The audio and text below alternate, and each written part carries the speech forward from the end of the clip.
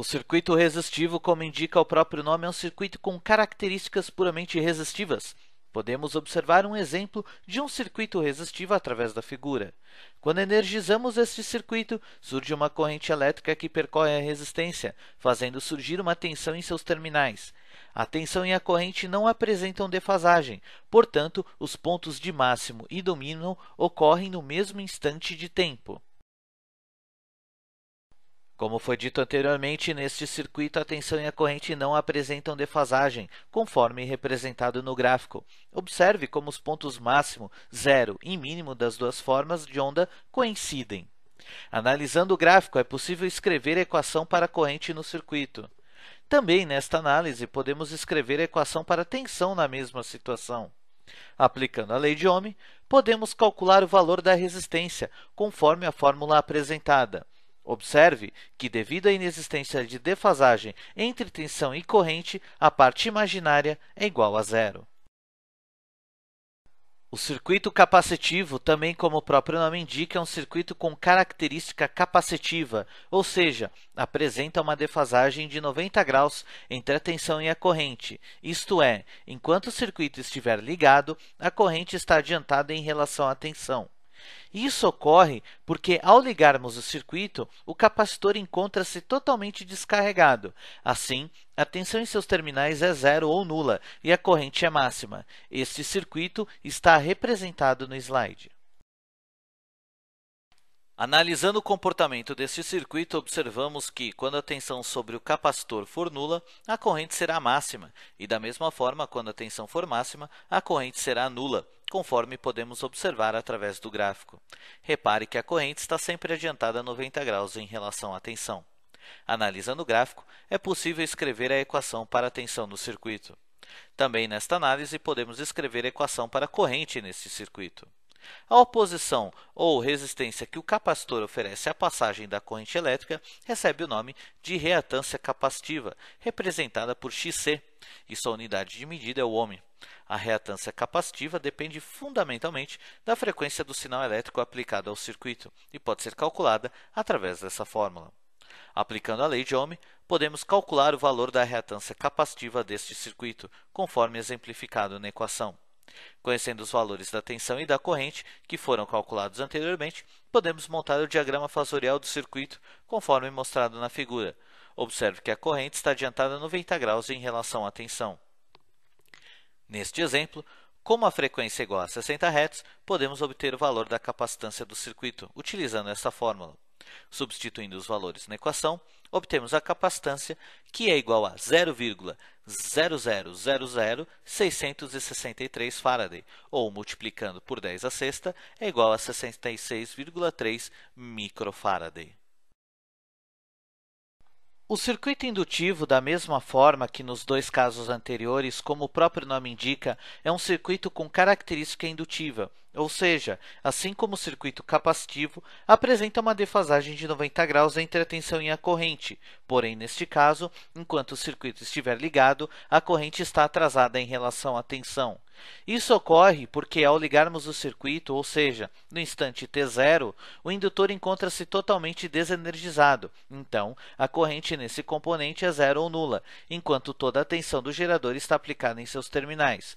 Nos instantes seguintes, a ação da corrente no indutor, gerando um campo magnético, dá origem a uma defasagem de 90 graus entre tensão e a corrente. Este circuito está representado na figura.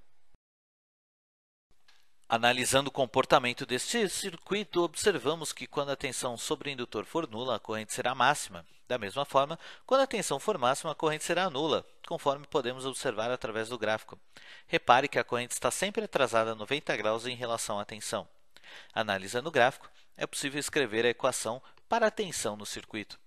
Também nesta análise, podemos escrever a equação para a corrente no mesmo circuito. A oposição ou resistência que o indutor oferece à passagem da corrente elétrica recebe o nome de reatância indutiva, representada por XL, e sua unidade de medida é o ohm. A reatância indutiva depende diretamente da frequência do sinal elétrico aplicado ao circuito e pode ser calculada através dessa fórmula. Aplicando a lei de Ohm, podemos calcular o valor da reatância indutiva desse circuito, conforme exemplificado na equação. Conhecendo os valores da tensão e da corrente que foram calculados anteriormente, podemos montar o diagrama fasorial do circuito, conforme mostrado na figura. Observe que a corrente está atrasada em 90 graus em relação à tensão. Neste exemplo, como a frequência é igual a 60 Hz, podemos obter o valor da indutância do circuito utilizando esta fórmula. Substituindo os valores na equação, obtemos a indutância que é igual a 0,000442 Henry, ou, multiplicando por 10 ao cubo, é igual a 0,442 mH. Qualquer circuito que apresenta combinações entre os três elementos básicos, ou seja, resistências, capacitores e indutores, apresenta uma oposição à passagem da corrente elétrica, que é resultado da combinação destes três elementos. Esta oposição recebe o nome de impedância, representada pela letra Z, e pode ser calculada através desta fórmula. Podemos visualizar o circuito RC série, ou seja, resistência e capacitor em série na figura. Este circuito apresenta uma corrente I, que é limitada pela impedância total do circuito. Como é formado por uma combinação de dispositivos diferentes, porém prevalecendo a influência do capacitor, a tensão encontra-se atrasada em relação à corrente, porém com ângulo inferior a 90 graus. Isoladamente, as relações entre a tensão e a corrente em cada dispositivo permanecem as mesmas, conforme estudado anteriormente. Nesta figura, observamos o gráfico das tensões e da corrente em um circuito RC em série. Observe que a curva que representa a tensão V está atrasada em relação à curva representativa da corrente I. Neste gráfico, temos também as curvas da resistência VR e do capacitor VC. Nesta outra figura, é possível verificar a representação polar da tensão e da corrente. Graficamente, obtemos a impedância total do circuito, representado no gráfico por Z. Esta impedância pode ser calculada por esta fórmula. Neste slide, podemos visualizar o diagrama fasorial das tensões, obtendo graficamente o valor da tensão V. Podemos calcular a potência ativa do circuito P utilizando esta fórmula. Lembre-se que essa potência equivale à potência dissipada pelas resistências do circuito sob a forma de calor. Também podemos determinar a potência reativa Q usando essa fórmula. É importante lembrar que esta é a potência sobre o capacitor. Podemos calcular a potência ativa do circuito P utilizando esta fórmula. Lembre-se que esta potência equivale à potência dissipada pelas resistências do circuito sob a forma de calor. Também podemos determinar a potência reativa Q usando esta fórmula. É importante lembrar que esta é a potência sobre o capacitor. Utilizando esta fórmula, podemos calcular a potência aparente do circuito, a qual é equivalente à potência total fornecida pelo gerador. Desta forma, podemos montar o triângulo das potências do circuito, conforme visualizamos nesta figura. Não esqueça que essa soma de potência representada nesse triângulo é uma soma vetorial. Com o auxílio deste triângulo, podemos escrever esta equação para cálculo da potência ativa do circuito. O termo cosseno φ representa o fator de potência do circuito, o qual é padronizado pelas concessionárias de energia elétrica. Com o auxílio do triângulo das potências, verificamos que quanto maior a potência reativa, maior a corrente elétrica no circuito. Por outro lado, quanto maior o fator de potência, mais próximos serão os valores das potências aparente e ativa, situação adequada para o fornecimento das concessionárias. Podemos visualizar o circuito RC em paralelo, ou seja, resistência e capacitor em paralelo na figura. Neste circuito, podemos observar que a tensão nos vários dispositivos do circuito é a mesma do gerador, devido à ligação paralela entre os mesmos. A corrente em cada um deles são diferentes, proporcionais aos valores de resistência e ou reatância de cada um. A corrente total do circuito pode ser obtida através da soma vetorial das correntes individuais, representadas na equação, onde as correntes I, IR, E e C são obtidas através das fórmulas apresentadas. Podemos observar nessa figura o gráfico que mostra as formas de onda das tensões e da corrente nesse circuito. Nesta outra imagem, observamos o diagrama fasorial do circuito, através do qual podemos determinar graficamente a corrente I do circuito. Podemos observar o circuito RL em série, ou resistência e indutor ligados em série na figura. Neste circuito, o instante inicial, ou t igual a zero, temos o indutor comportando-se como um circuito aberto. Devido à variação do campo magnético desta forma, a tensão é máxima e a corrente nula. Assim, podemos observar que o fluxo de campo magnético produz defasagem de 90 graus entre a tensão e a corrente, ou seja, a corrente encontra-se atrasada em relação à tensão. Podemos observar nesta imagem o gráfico das tensões e da corrente no circuito RL série.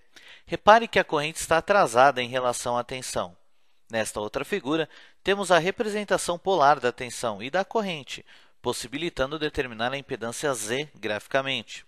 Agora, podemos observar o diagrama fasorial desse circuito. Note que podemos obter a tensão V graficamente. Analisando o circuito RL série, podemos obter algumas relações entre as grandezas envolvidas. Esta equação possibilita calcular o módulo da impedância do circuito, que pode ser representada em sua forma cartesiana, conforme observamos no slide, e também na forma polar, conforme podemos visualizar. O ângulo φ, que pode ser calculado com o auxílio dessa fórmula, equivale ao ângulo de fase total do circuito. A corrente I pode ser calculada através desta fórmula e, como é um circuito em série, é constante para todo o circuito. A tensão na resistência pode ser calculada com auxílio da lei de Ohm, conforme podemos observar no slide. A tensão no indutor pode ser obtida com auxílio desta fórmula. Podemos observar o circuito RL em paralelo ou resistência e indutor ligados em paralelo, na figura apresentada. Este circuito apresenta comportamento similar ao circuito RC paralelo.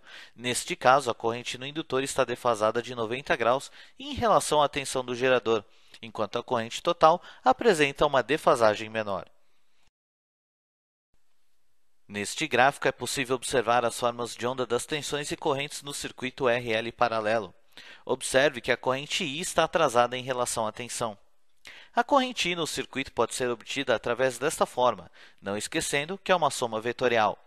Nesta figura, podemos verificar o diagrama fasorial dessa associação, o qual permite determinar a corrente I graficamente.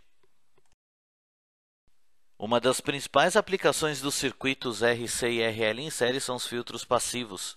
São circuitos nos quais medimos a tensão em um dos componentes, que é denominada tensão de saída VS, em relação com a tensão de entrada do circuito, ou do gerador VE. Esta análise é realizada em função da influência da frequência sobre as reatâncias capacitivas ou indutivas.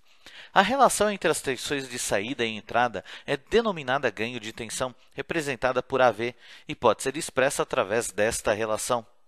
Também podemos medir o ganho de tensão em decibéis, ou dB, utilizando esta expressão. Se tivermos R de entrada igual a R de saída, todos os ganhos são iguais, conforme a equação apresentada, onde AP é o ganho de potência, PS a potência de saída e PE a potência de entrada. Podemos observar na figura um circuito RC utilizado como filtro passa-baixa. Neste circuito, a tensão de saída é a tensão presente nos terminais do capacitor, ou VC igual a VS. Nesta situação, como XC é muito maior que R em baixas frequências, toda a tensão de entrada é aplicada no capacitor. Existe um limite para a utilização desse filtro, conhecido como frequência de corte, representado por Fc, a qual representa a frequência para a qual o ganho da tensão AV é igual a 1 sobre raiz de 2, equivalente a 0,707 da tensão de entrada, ou quando a potência de saída é metade da potência de entrada. Em decibéis, temos esta expressão que resulta em um ganho igual a menos 3 dB. Nesta figura, podemos observar o gráfico do ganho de tensão em função da frequência. Observe que as frequências superiores à frequência de corte são bloqueadas. Para calcular a frequência de corte do circuito, utilizamos esta fórmula. Este circuito com a tensão de saída VS obtida nos terminais da resistência R representa o filtro passa-alta. Neste circuito, XC é muito menor que R, assim praticamente toda a tensão estará sobre a resistência. Podemos observar o gráfico do ganho de tensão do circuito RC em série nesta imagem. Observe que as frequências baixas, menores que a frequência de corte, são bloqueadas. Nesta figura, podemos visualizar o circuito RL em série. A análise deste circuito segue o mesmo raciocínio utilizado para o circuito RC. Porém, devido à presença do indutor, para altas frequências prevalece a reatância indutiva XL, ou o indutor sobre a resistência R. Assim, para a tensão de saída do indutor, o circuito é um filtro passa alta, pois XL é muito maior que R, fazendo a tensão recair praticamente sobre XL. Da mesma forma, considerando a tensão de saída na resistência R, o circuito transforma-se em um filtro passa baixa, pois R é muito maior que XL, fazendo a tensão recair sobre R. Podemos visualizar na figura o gráfico do ganho de tensão em função da frequência para o circuito RL em série. Podemos calcular a frequência de corte através desta fórmula. Este circuito possui o envolvimento dos três elementos básicos na formação de sua impedância total, ou seja, presença de resistência, indutor e capacitor. Podemos visualizar este circuito na figura apresentada. Analisando o circuito e observamos que a relação entre a tensão e a corrente em cada um dos elementos é mantida, conforme estudamos anteriormente. Por ser um circuito série, a corrente é única e defasada do ângulo φ em relação à tensão do gerador. Assim, dentro deste raciocínio, podemos destacar os seguintes pontos. A tensão na resistência está em fase com a corrente no circuito. A tensão no capacitor está atrasada em 90 graus em relação à corrente no circuito. A tensão no indutor está adiantada de 90 graus em relação à corrente no circuito. Entre a tensão do indutor e a do capacitor, existe uma defasagem de 180 graus. Nesta figura, podemos visualizar o gráfico das tensões e da corrente no circuito RLC em série. Nesta outra imagem, podemos observar o diagrama fasorial de um circuito RLC em série. A impedância no circuito pode ser calculada utilizando esta fórmula, representada na forma polar conforme esta imagem, onde a impedância Z pode ser calculada através desta equação, e o ângulo φ, que representa o ângulo de fase total do circuito, utilizando esta fórmula. A corrente I pode ser calculada com auxílio da lei de Ohm. Não podemos esquecer que esta corrente é constante para todo o circuito. Através desta fórmula, calculamos a tensão na resistência e, com esta fórmula, a tensão no indutor. A tensão no capacitor pode ser calculada utilizando esta equação. A tensão V pode ser calculada através da soma das tensões na resistência, indutor e capacitor, conforme ocorre em qualquer circuito série. É importante lembrar que esta é uma soma vetorial. Para calcular a potência ativa, utilizamos esta equação. Esta potência é medida em watt. A potência reativa pode ser calculada com o apoio desta fórmula e é medida em volt-ampere reativo, ou VAR. A potência aparente pode ser calculada desta forma, sendo medida em volt-ampere, ou VA. A potência aparente é obtida através da soma das potências ativa P e reativa Q, sendo uma soma vetorial. Considerando o circuito da figura, dada a tensão, determinar.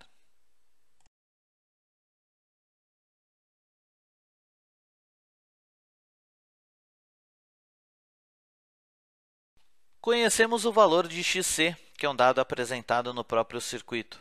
Para calcular o valor do capacitor, usamos esta fórmula. Substituímos os valores na fórmula. Resolvendo esta equação, obtemos o valor do capacitor, que é igual a 0,0000663 Faraday, ou, multiplicando por 10 a sexta, é igual a 66,3 microfaraday.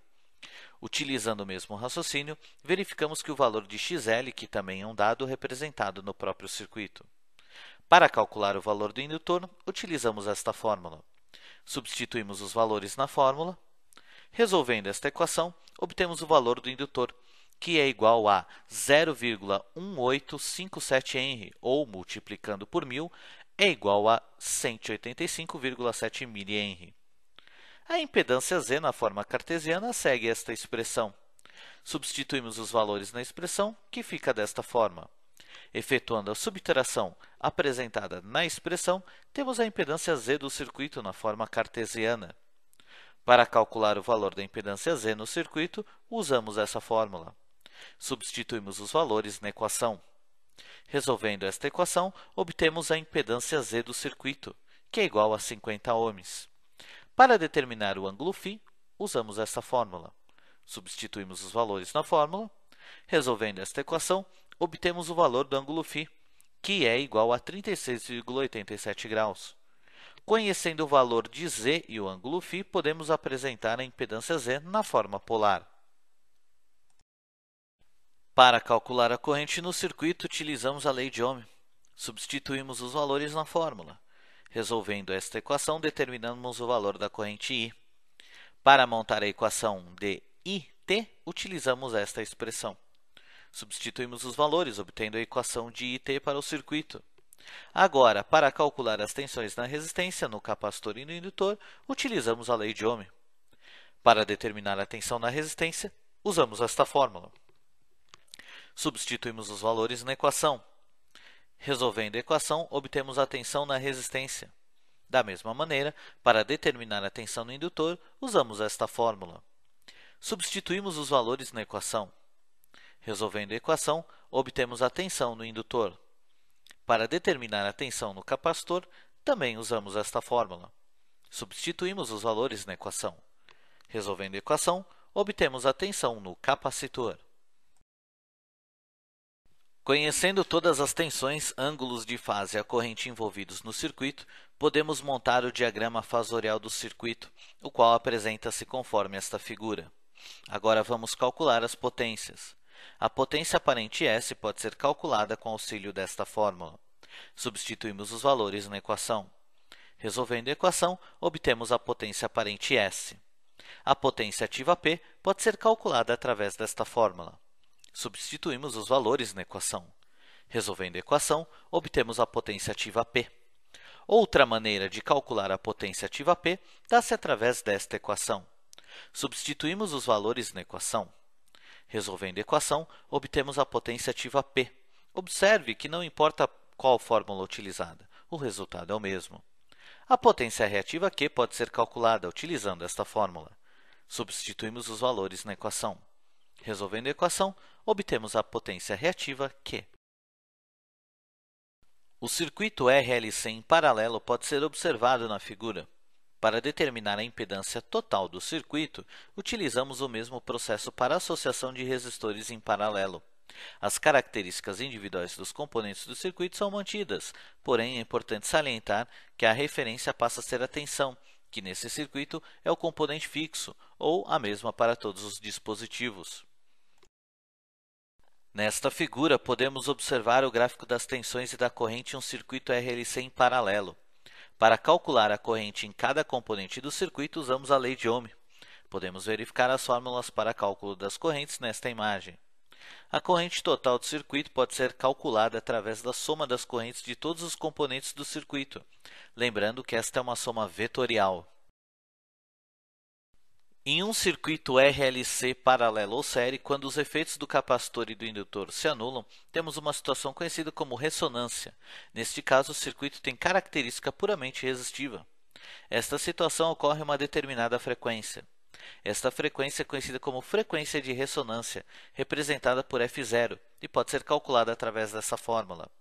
No circuito RLC em série, obtemos a menor impedância do circuito e, consequentemente, a maior corrente quando a impedância total Z for igual à resistência R.